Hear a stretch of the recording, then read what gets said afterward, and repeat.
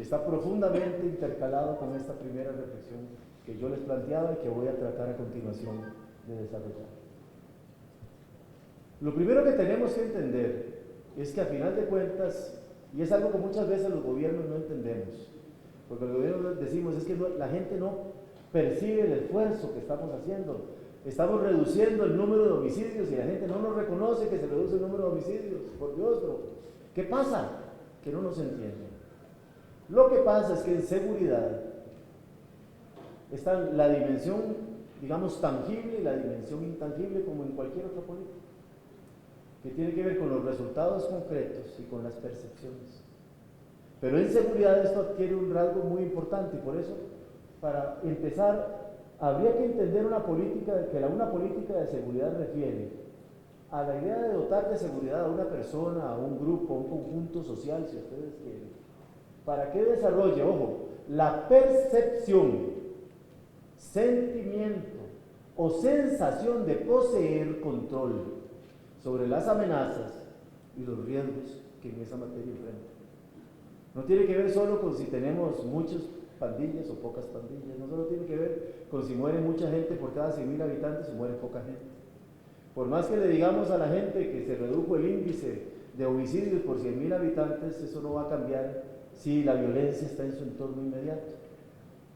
Eso es importante entenderlo. Tiene que ver con la percepción, sentimiento o sensación de tener control sobre cualquier amenaza, riesgo, vulnerabilidad, asumiendo que las mismas, y aquí viene la segunda parte sustantiva de la definición, se pueden prevenir, contener y enfrentar. Y aquí ya se nos abre un poco, si ustedes quieren, el enfoque.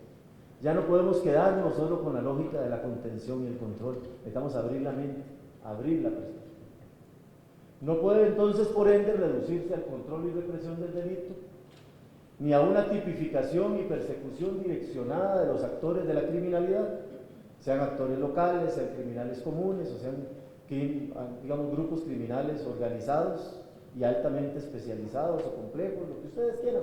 Pónganle los apellidos, los adjetivos que ustedes quieren. No refiere solo a eso, aunque incluye necesariamente un componente de control y represión, como incluye una necesaria y clara identificación de los actores de la criminalidad y de los factores que explican la criminalidad.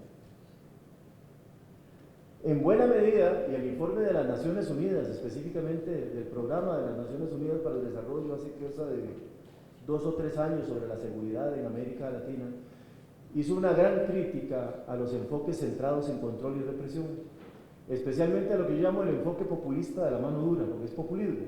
Es decirle a la gente que yo te voy a arreglar el problema de la seguridad en 6 meses, eso es populismo. Lo que se descompuso en 10 años no se arregla en 6 meses, por Dios, ¿verdad? Y a veces ni en 4 ni en 6 años. Requiere estrategias de mediano y largo plazo, ¿verdad?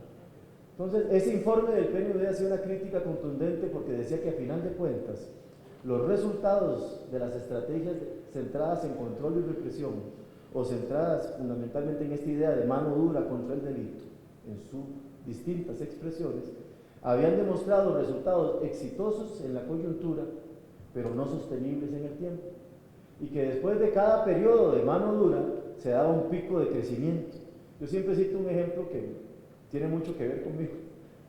Es como los que somos gorditos, ¿verdad?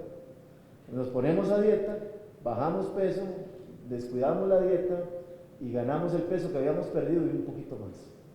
Lo que se llama el rebote. Bueno, la mano dura siempre ha producido rebote.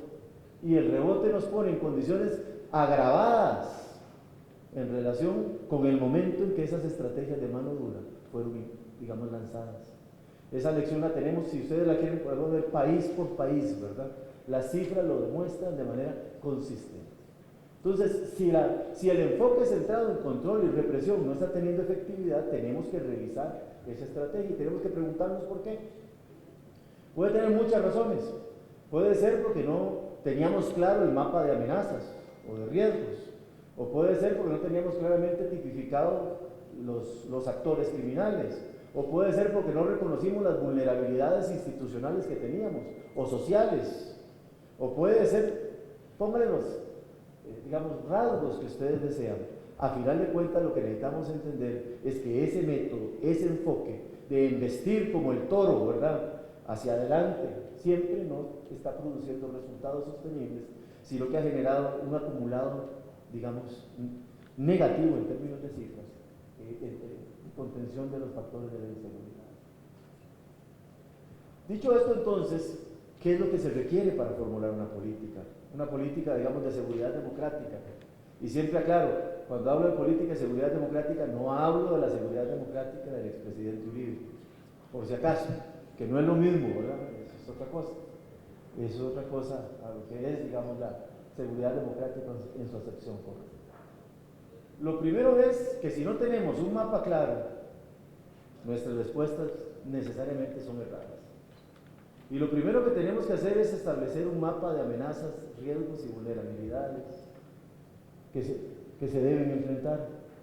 Pero especialmente entender que esas no son estáticas, sino que se transforman, se movilizan. Y que si hay algo evidente en los últimos años es que los actores criminales no solo tienen una extraordinaria capacidad de mutación, sino que tienen una extraordinaria capacidad de innovación. Especialmente el crimen organizado de gran escala tiene unas capacidades de innovación que probablemente se las desearan las mejores empresas ilícitas que existen en el mundo. Si desmitificáramos de que son delincuentes, a lo mejor aparecerían en las historias de mejores casos, ¿ah?, de gestión de negocios, porque realmente tienen una habilidad extraordinaria en materia de gestión de negocios. Lo segundo es que necesitamos establecer las condiciones que nos permitan hacer funcionar de manera efectiva los mecanismos de prevención, control y resolución de esas amenazas. O sea, esa mirada, la primera mirada es hacia el entorno, la segunda mirada es hacia nosotros mismos, estados, nacionales, locales, ¿no?, entidades federativas, si ustedes quieren, en esa instancia intermedia, y sus papeles en materia de seguridad. ¿Cuál es nuestra densidad institucional? ¿Cuáles son nuestros grados de penetración o no por redes de criminalidad o por redes de corrupción que castigan? ¿Cuáles son nuestras disposiciones de recursos? ¿Cuáles son nuestras capacidades de represión del delito? ¿Cuál es la calidad de nuestras fuerzas de seguridad? Entiéndase esencialmente las fuerzas civiles de seguridad, aunque es evidente que en nuestra región cada vez más involucramos a las Fuerzas Armadas en políticas de seguridad ciudadana, etc. Luego necesitamos generar condiciones de estabilidad en la política. Salir de ese juego de suma cero porque queremos resultados inmediatos o resultados de corto plazo. Mire, esta es una gran contradicción y es uno de los grandes dilemas de la gestión estratégica de las políticas de seguridad. Cuando usted tiene una amenaza a la vida, usted no puede esperar 6 meses. Es la realidad. Cuando solo extorsionan todos los días, usted no puede esperar una semana. Entonces, siempre los tiempos de la demanda en materia de seguridad van a ser inmediatos, de respuesta inmediata. Van a ser cortos. Pero los tiempos de la gestión de políticas que actúen sobre los factores estratégicos, o lo que, si queremos utilizar un término más coloquial, los disparadores de la violencia y la inseguridad, no son de corto plazo, son de mediano y largo plazo. Entonces, ¿cómo gestionar la demanda de un resultado inmediato con el diseño de políticas estables de mediano y largo plazo? Es uno de los dilemas esenciales. Eso es darle aire a la política, darle espacio para que la política pueda demostrar que está actuando sobre los disparadores de la violencia. Porque si no, podríamos rescatar una familia o rescatar una comunidad, como está ocurriendo. Estamos sacando a los delincuentes de comunidades específicas. ¿Será que los encarcelamos? ¿Será que los rehabilitamos? ¿Será que migraron? Hasta que se va la mano dura y regresan después a tomar control de sus territorios. ¿Qué será? No importa, pero a final de cuentas, lo que tenemos que entender es que si no actuamos sobre los disparadores, las condiciones de seguridad en términos del tiempo no van a ser sostenibles. Lo cuarto es que necesitamos construir de legitimidad social la política, y en esta el desajuste entre expectativa y posibilidades de respuesta inmediata a los desafíos de la seguridad es esencial. Esa legitimidad muchas veces desde los gobiernos la vemos entendida solo como nivel de apoyo, o sea, una legitimidad pasiva.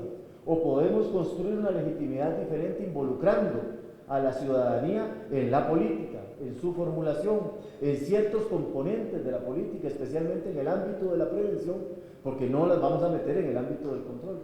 evidentemente. Si hay algo inherente a una sociedad democrática es que el control del uso de la fuerza tiene que estar centrada en los ámbitos institucionales.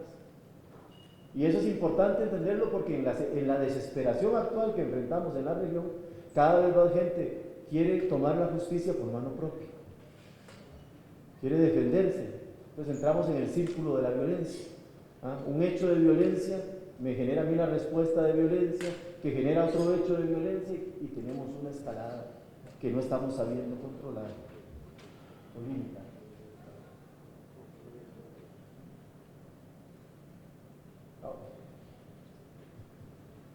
Estos elementos nos dan una lectura también que es muy importante desde la perspectiva política. Y es que si el problema de la seguridad es tan complejo, es multivariable y no encuentra soluciones inmediatas, no hay soluciones inmediatas o resultados inmediatos, no podemos pretender que la solución es unilateral, ni desde la perspectiva de un gobierno, ni desde la perspectiva de un partido. Y eso es importante entenderlo. Tenemos que desectoralizar, si ustedes me permiten, el debate sobre la seguridad. Justo otro informe de Naciones Unidas y de la OEA sobre el desarrollo de la democracia en América Latina planteaba hace unos 5 años atrás que era fundamental que hubieran ciertos acuerdos de carácter estable en torno a políticas de impacto general o de impacto universal, que llamaban en ese momento ambos organismos multilaterales a un acuerdo en 3 grandes políticas: cohesión social, seguridad y cómo financiamos ambas políticas, pacto fiscal. Pero bueno, fundamentalmente lo que tenemos que entender es que si el problema es tan complejo y si va más allá de los plazos formales de un gobierno o de los plazos formales de un ministro o de una ministra o de un alcalde o alcaldesa, para dotar de estabilidad a las políticas tenemos que salir de las lógicas de acción unilateral. Obliga por ende a entender que en materia de seguridad, para dotar de estabilidad y legitimidad a la política, esta tiene que tener tiempo, y para tener tiempo tiene que ser hija de acuerdos. Y estos acuerdos pueden ser de distinta dimensión: acuerdos interpartidarios o acuerdos intersectoriales que involucren actores ciudadanos relevantes.